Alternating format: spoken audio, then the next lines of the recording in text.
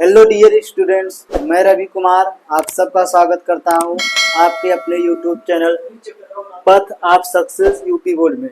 प्यारे बच्चों, पिछली क्लास में हम लोगों ने 5 पाठ यानी पाठ का नाम है समांतर श्रेणियां। समांतर श्रेणियों में हम लोगों ने परिचय को जाना था और इसके साथ साथ उदाहरण को भी लगाया था। इस वाले क्लास में हम लोग प्रश्नावली 5.1 के प्रश्नों को हल करेंगे। तो प्यारे बच्चों, ज़्यादा समय न लेते हुए आप लोगों का स्टार्ट करवा दिया जा रहा है प्रश्न। लेकिन उससे पहले, जैसा कि आप लोगों को पता है कि आप लोग चैनल को सब्सक्राइब करेंगे, चैनल को शेयर करेंगे और इसके साथ साथ वीडियो को लाइक करेंगे। इतना तो उम्मीद हम आपसे कर सकते हैं। तो चलिए प्यारे बच्चों, हम प्रश्न को स्टार्ट करते हैं। आप लोग ध्यान से बोर्ड पे देखिएगा। आवाज़ की जो दिक्कत थी, आवाज़ को भी ठीक करवा दिया गया। तो आप लोग इसको देखिए प्यारे बच्चों। सवाल को कह रहा है, निम्नलिखित स्थितियों में से किन स्थितियों में संबंध संख्याओं की सूची एपी है और क्यों। यानी एपी का मतलब होता है अर्थमेटिक प्रोग्रेशन, यानी समांतर श्रेणियाँ।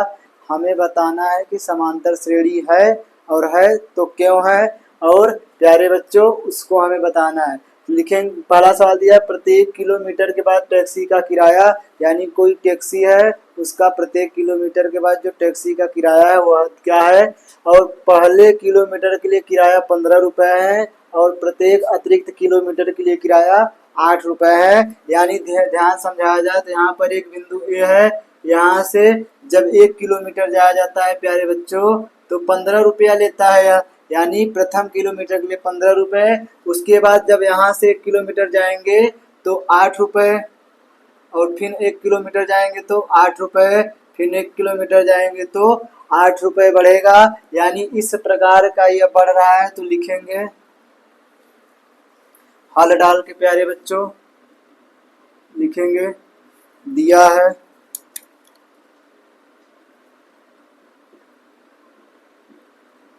क्या दिया है प्यारे बच्चों, दिया है प्रथम किलोमीटर के लिए, प्रथम किलोमीटर के लिए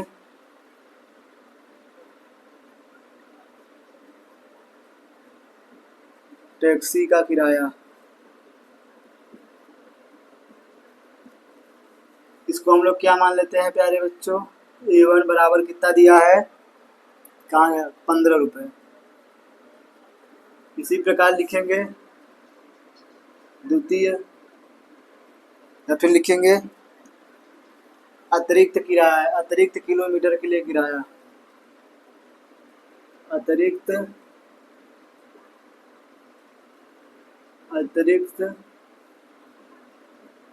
किलोमीटर के लिए टैक्सी का किराया। टैक्सी का क्या प्यारे दोस्तों, किराया। यानी क्या दिया है, 8 रुपये। तो श्रृंखला क्या बनेगी प्यारे बच्चों, लिखेंगे श्रृंखला, श्रृंखला लिखे या फिर श्रेणी लिखिए। श्रेणी क्या बनेगा, सबसे पहले का 15 रुपया ले रहा है प्यारे बच्चों, फिर दूसरे में 8 रुपये जुड़ जा रहा है, यानी कुल कितना हो जाएगा, 15 और 8 23। तीसरे में फिर 8 जुड़ेगा तो 31, फिर 8 जुड़ेगा तो 39, और डॉट डॉट डॉट डॉट ये हो जाएगा। अब लिखेंगे, अब प्यारे बच्चों अब D1 निकालना है। तो D1 बराबर क्या फार्मूला होता है, A2 माइनस A1। तो D1 की जगह D1 लिखा जाएगा, A2 हमारा कितना है 23 माइनस A1 15, यानी D1 कितना आ जाएगा प्यारे बच्चों, 8 आ जाएगा। इसको देखेंगे आगे, इधर देखते हैं प्यारे दोस्तों, D2 बराबर क्या होगा, A3 माइनस A2। तो इसको हल करेंगे तो D2 बराबर क्या आ जाएगा, 31 माइनस 23। तो D2 बराबर क्या आ जाएगा प्यारे बच्चों, 8 आ जाएगा। और नीचे लिखेंगे प्यारे बच्चों, D3 बराबर निकाल लेते हैं। D3 बराबर क्या हो जाएगा, A4 माइनस A3, यानी D3 कितना आ जाएगा A4 कितना है 39 और माइनस A3 है 31, यानी D3 भी कितना आ जाएगा 8। प्यारे बच्चों लिखेंगे चूंकि D1 बराबर D2 बराबर D3 अर्थात सार्वंतर बराबर या समान है, इसलिए उपरोक्त श्रेणी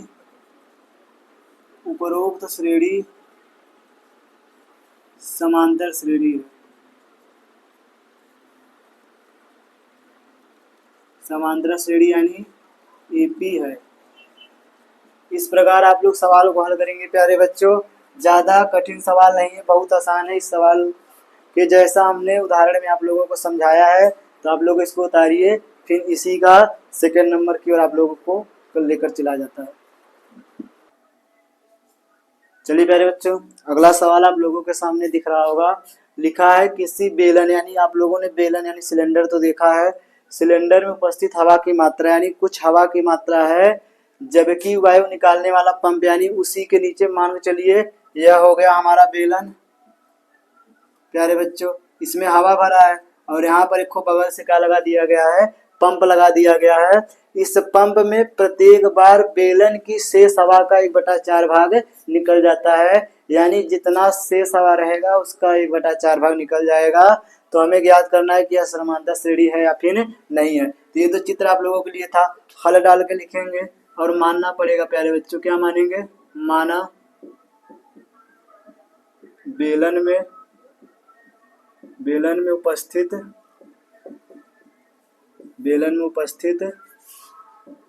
हवा की मात्रा क्या मान लेते हैं प्यारे बच्चों? 1, क्योंकि यक्ष मान का हल नहीं होगा, इस बात को आप लोग ध्यान देंगे। यहाँ संख्या मानकर हल करना पड़ेगा। अब आगे लिखेंगे प्रश्नानुसार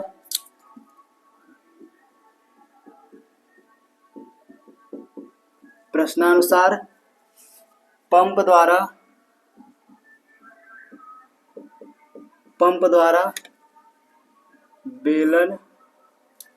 बेलन की शेष हवा का 1/4 भाग निकाल दिया जाता है। क्या कर दिया जाता है प्यारे बच्चों? निकाल दिया जाता है। इसको प्यारे बच्चों हम लोग A1 मान लेते हैं। इसको क्या मान लेते हैं? A1 कितना मान लेते हैं? 1। अब लिखेंगे अतः पहली बार बेलन में कितना निकलेगा प्यारे बच्चों, उसको मान लेते हैं A2 बराबर क्या होगा, बहुत ध्यान से आप लोग समझेंगे। तो हमारे पास कितना हवा है? 1 है। अब बेलन की शेष हवा का, यानी 1 का 1/4 का मतलब होता है गुणा 1/4 भाग निकाल देता है। निकालना मतलब बाहर कर देना, और बाहर कर देना मतलब प्यारे बच्चों कम होना, और कम होने के लिए एक ही चिन्ह बना है, उसे क्या कहा जाता है? माइनस। भाग भी बना, लेकिन इसको बाद में देखा जाएगा, दूसरे टाइप होता है। तो A2 बराबर 1 माइनस 1/4, और 4 गुणा 1 में करेंगे तो A2 बराबर क्या आ जाएगा? 4 1 का 4 माइनस 1/3, यानी प्यारे दोस्तों यहाँ बढ़ेंगे हम लोग।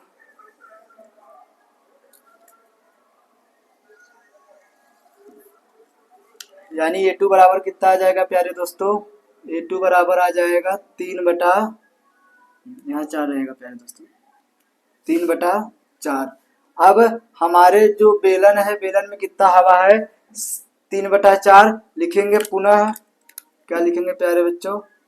पुनः अब फिर क्या होगा? A3 निकाला जाएगा, और A3 कैसे निकलेगा? अब बेलन में शेष हवा कितना है प्यारे बच्चों? 3/4, और 3/4 का ही 1/4 क्या कर लिया जा रहा है? निकाल लिया जा रहा है। तो क्या हो जाएगा प्यारे बच्चों? A3 बराबर 3/4 और माइनस 3 का 3/4 चौका 16, यानी हल करेंगे तो 16 और 4 का एलसीएम 16 आएगा। 4 का भाग 16 में देंगे तो 4, 4 तिहाई 12 माइनस 3 हो जाएगा, यानी A3 बराबर 9/16 हो जाएगा प्यारे बच्चों। और आगे बढ़ेंगे इस तरफ आप लोग देखेंगे तो इस तरफ देखने पर क्या पता चलता है प्यारे दोस्तों कि अब A4 निकालेंगे तो A4 कैसे निकलेगा, A4 निकलेगा। अब शेष कितना हवा है प्यारे बच्चों, 9/16 और 9/16 का ही 1/4 भाग, यानी 9/16 का 1/4 भाग क्या कर लिया जा रहा है, निकाल लिया जा रहा है। तो लिखेंगे A4 बराबर कितना आ जाएगा, 9/16 और माइनस 9/16 चौका 64। आगे हल करेंगे प्यारे बच्चों तो A4 बराबर 16 और 64 का एलसीएम 64 आएगा। 16 का भाग 64 में देंगे तो 4 हो जाएगा और 4 का गुणा 9 में करेंगे तो 9 चौका 36 और माइनस 9, यानी A4 बराबर कितना आ जाएगा प्यारे दोस्तों, 36 में से 9 जाएगा तो 27/64। अब बहुत ध्यान से देखेंगे, अब हम लोग निकाल लेते हैं सार्वंतर। अगर सार्वंतर समान आ जाएगा तो हमारा यह समांतर श्रेणी में होगा और सार्वंतर नहीं समान आएगा तो मतलब समांतर श्रेणी में नहीं होगा। तो लिखेंगे अब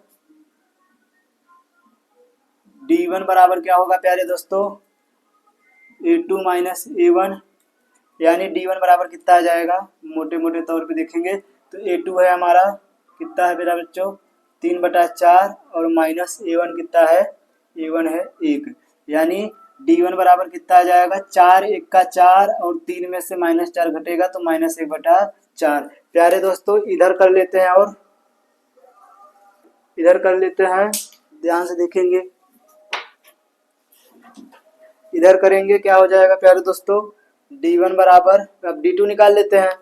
D2 कैसे निकलेगा, D2 बराबर A3 minus A2, A3 minus A2, तो D2 बराबर क्या आ जाएगा प्यारे दोस्तों, D2 बराबर आ जाएगा A3 कितना दिया है, A3 दिया है 9/16 और माइनस A2 कितना है 3/4। एलसीएम लेंगे तो D2 बराबर 16 और 4 का एलसीएम 16, 16 का भाग 16 में देंगे 1, 1 का गुणा 9 में करेंगे 9, माइनस 4 का भाग 16 में देंगे तो 4 और 4 का गुणा 3 में करेंगे तो 12, यानी D2 बराबर कितना आ जा रहा है -3/16। यहाँ -1/4 है, -3/16, तो लिखेंगे अतः D1 not equal to DT, अर्थात सार्वंतर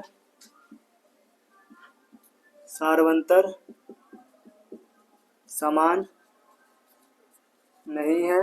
अतः या फिर इसलिए करके लिखिए प्यारे दोस्तों, लिखिए इसलिए उपरोक्त श्रेणी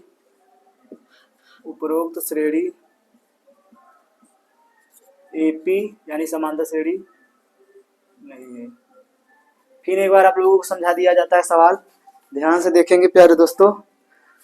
लिखा है किसी बेलन में उपस्थित हवा की मात्रा जबकि वायु निकालने वाला पंप प्रत्येक बार बेलन की शेष हवा का 1/4 भाग निकाल लेता है। मान लिया हम लोग बेलन में हवा की मात्रा 1 है, प्रश्नानुसार कह रहा है पंप द्वारा बेलन की शेष हवा, यानी अभी तक कितना शेष हवा था 1, उसका 1/4 भाग निकाल लिया जाता है, यानी शेष हवा 1 था और 1 का ही 1/4 जब निकालोगे प्यारे दोस्तों तो 3/4 बचेगा, यानी अब बेलन में कितना हवा बचा है, अब बेलन में 3/4 हवा बचा है। अब 3/4 का भी 1/4 यानी निकालता ही रहेगा तब तक जब तक खाली ना हो जाए, तो 3/4 का 1/4 जब निकाल लिया तब बेलन में कितना बचा शेष हवा 9/16। अब 9/16 का 1/4 निकलेगा और 9/16 में से ही निकलेगा तो इसलिए घटा दिया गया। जब 9/16 में से 9/16 का 1/4 निकाला जाएगा तो बचेगा 27/64, आगे निकालने की जरूरत नहीं है। इतने में हम लोग D1 D2 जब चेक करेंगे तो बराबर आ जाता तो D3 भी चेक कर लेते, अगर वो बराबर आ जाता तो हम लोग कह सकते थे कि समांतर श्रेणी में है, लेकिन जब यही बराबर नहीं आया तो लिखेंगे अतः D1 not equal to DT, अर्थात सार्वंतर समान नहीं है। और जब सार्वंतर समान नहीं होता प्यारे दोस्तों तो जो श्रेणी हमारी होती है वह मतलब समांतर श्रेणी नहीं होती। तो उम्मीद कर रहे होंगे प्यारे बच्चों कि आप लोगों को यह सवाल बेहतरीन ढंग से समझ में आया होगा। तो इस सवाल को आप लोग समझ लीजिए, उतार लीजिए इधर का भी, फिर उसके बाद हम लोग अगले सवाल की ओर बढ़ते हैं। चलिए प्यारे दोस्तों, अगला सवाल आप लोगों के सामने दिख रहा होगा। कह रहा है प्रत्येक मीटर की खुदाई के बाद एक कुआं खोदने में लागत जो आई है उसे हमें यह बताना है कि वह समांतर श्रेणी में है या फिर नहीं है। आगे कह रहा है जबकि प्रथम मीटर खुदाई की लागत ₹150 है और बाद में प्रत्येक मीटर खुदाई की लागत ₹50 बढ़ती जाती है। यानी प्यारे बच्चों, हम आंख मूंद कर कह सकते हैं कि यह समांतर श्रेणी में है। क्यों है? क्योंकि पहले मीटर के लिए तो 150 लेगा, फिर उसके बाद हर बार 50 बढ़ेगा तो सार्वंतर 50 ही आ जाएगा, और जिसका सार्वंतर समान होता है वह अपने आप समांतर श्रेणी हो जाता है। इस बात को आप लोग समझेंगे। तो चलिए प्यारे बच्चों, हल करते हैं। तो लिखेंगे हम लोग हल करके क्या लिखेंगे? दिया है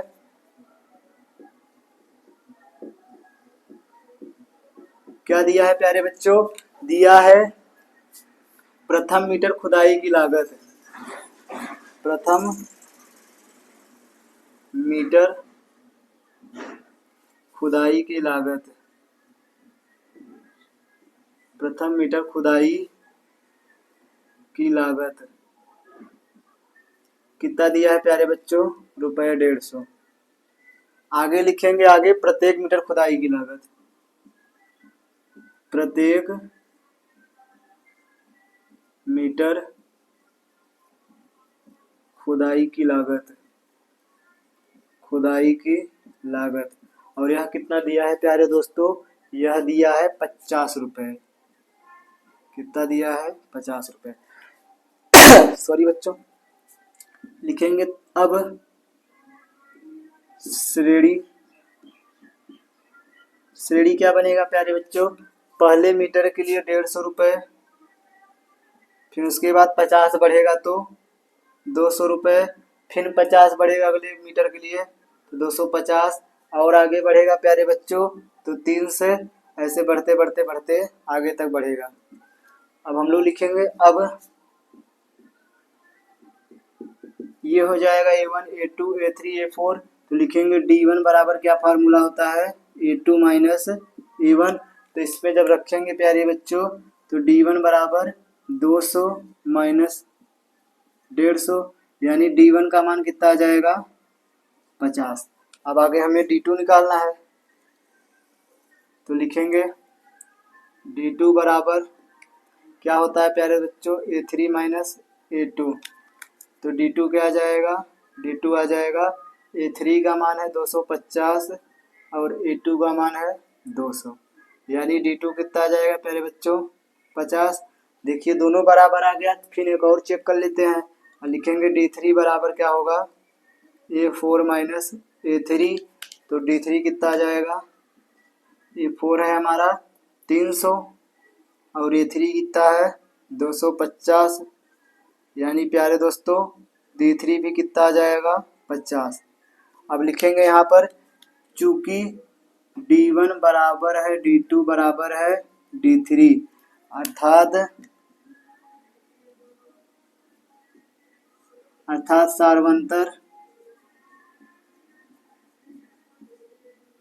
सार्वंतर यानी D समान है। समान है प्यारे बच्चों, इसकी जगह लिख देंगे 50 आ रहा है।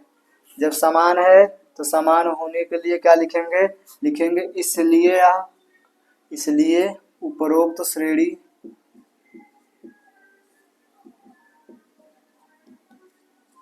श्रेणी यानी ये वाली श्रेणी प्यारे दोस्तों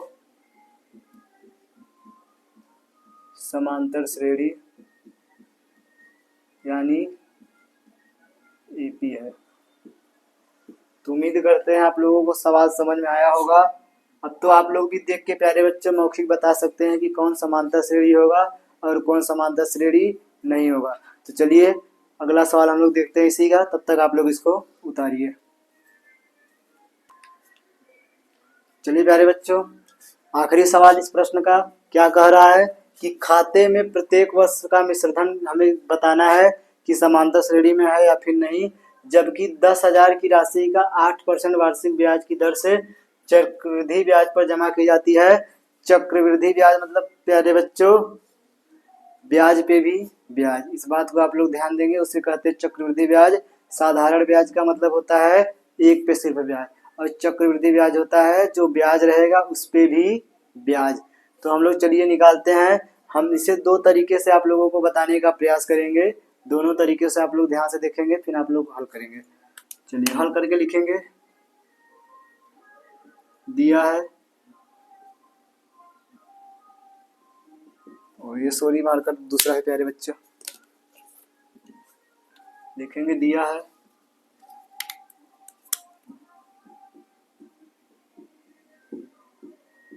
क्या दिया है प्यारे बच्चों? दिया है प्रत्येक वर्ष का मिश्रधन, जबकि 1000 की राशि, यानी मूल राशि या मूल राशि लिख लीजिए, या मूलधन। कितना दिया है प्यारे बच्चों? 1000 रुपये। ब्याज, ब्याज बराबर 8%।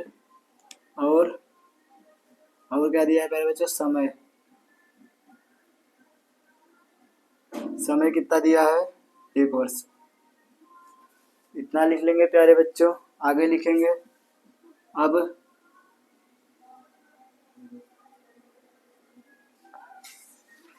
प्यारे बच्चों लिखेंगे ब्याज।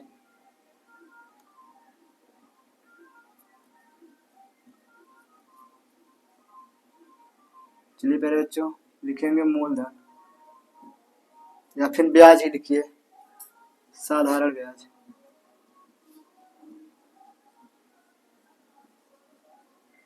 कैसे निकलेगा प्यारे बच्चों? फार्मूला होता है मूलधन गुणे ब्याज और गुणे समय बटा 100। मूलधन कितना है प्यारे बच्चों? मूलधन है 10,000, यानी 1 1 0 2 0 3 0 4 0। ब्याज कितना है? 8%। समय कितना है? 1 और बटा 100। 2 जीरो से प्यारे दोस्तों, 2 जीरो से 2 जीरो कट जाएगा, यानी साधारण ब्याज कितना आ जाएगा? 800 रुपये। अब आगे लिखेंगे दूसरे वर्ष का ब्याज। लिखेंगे दूसरे वर्ष का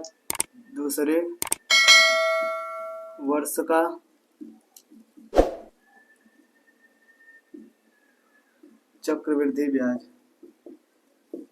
चक्रवृद्धि ब्याज बराबर क्या हो जाएगा प्यारे बच्चों? ब्याज बराबर होता है मूलधन प्लस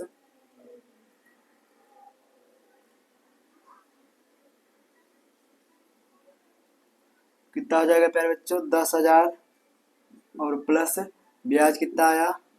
800, यानी कितना आ जाएगा प्यारे बच्चों? 10,800 रुपये दूसरे वर्ष का चक्रवृद्धि ब्याज है।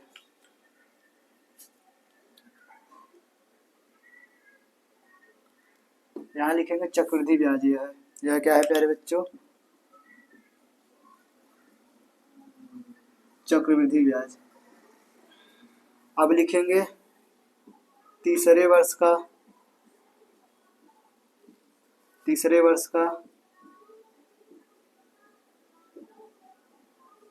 चक्रवृद्धि ब्याज क्या हो जाएगा?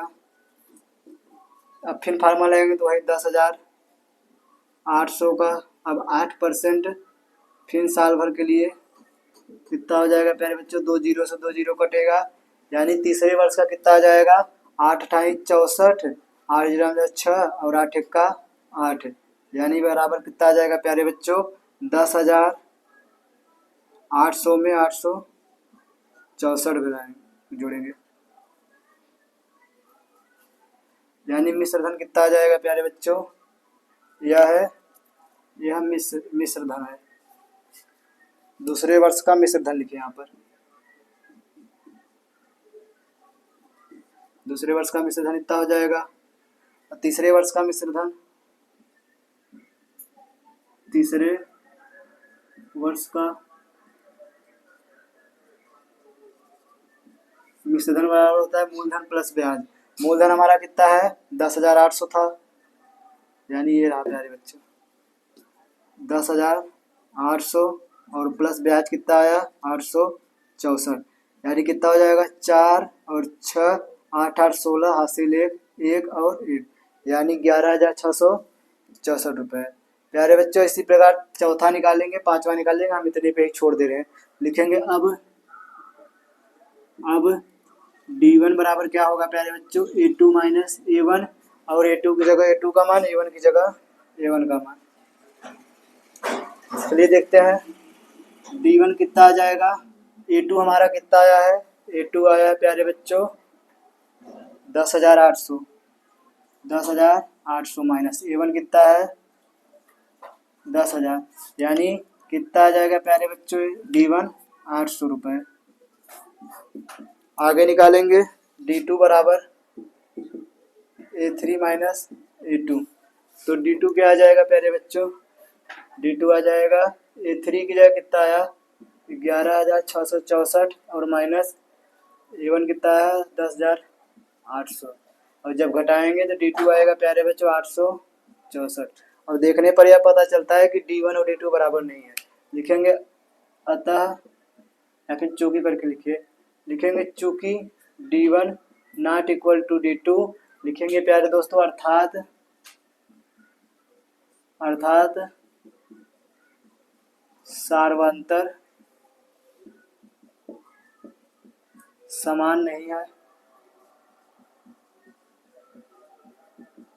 इसलिए उपरोक्त श्रेणी समांतर श्रेणी नहीं है।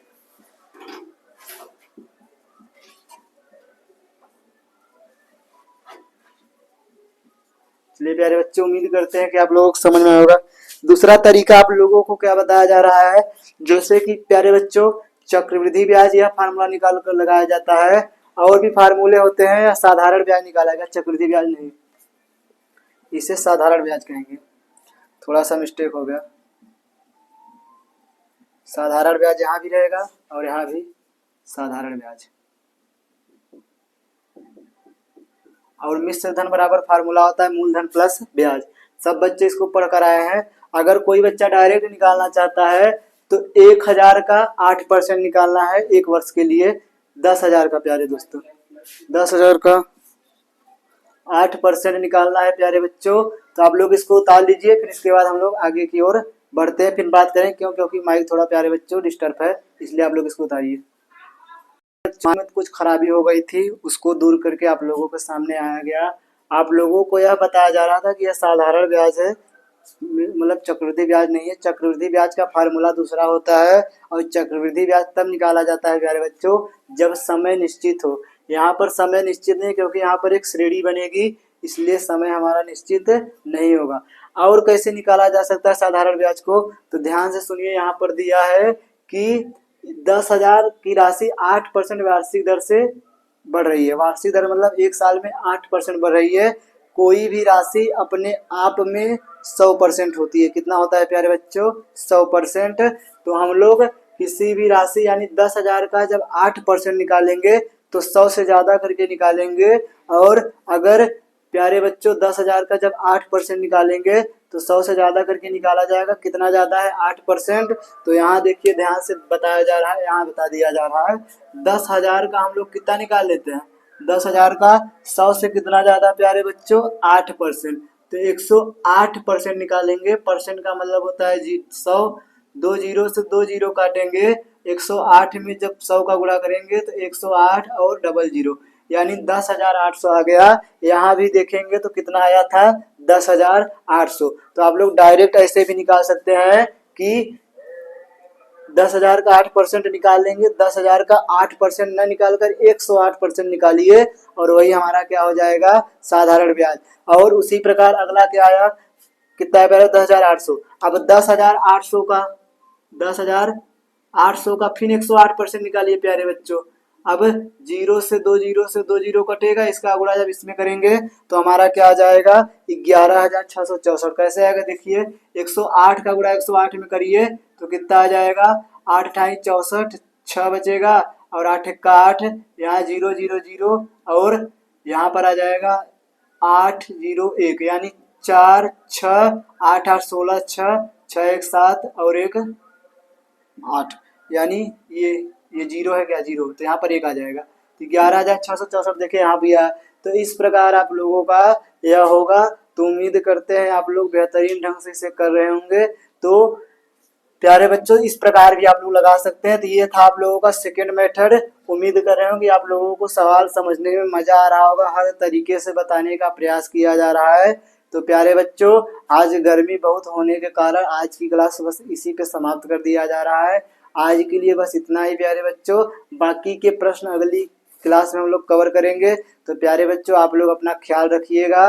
गर्मी में बच के ज़्यादा धूप में घूमिएगा मत। घर पे बैठकर अपना क्लास लीजिए। बाकी मुलाकात होगी आप लोगों से अगले क्लास में। और उससे पहले प्यारे बच्चों आज समाकलन हम लोगों ने समाप्त कर दिया है क्लास 12th का।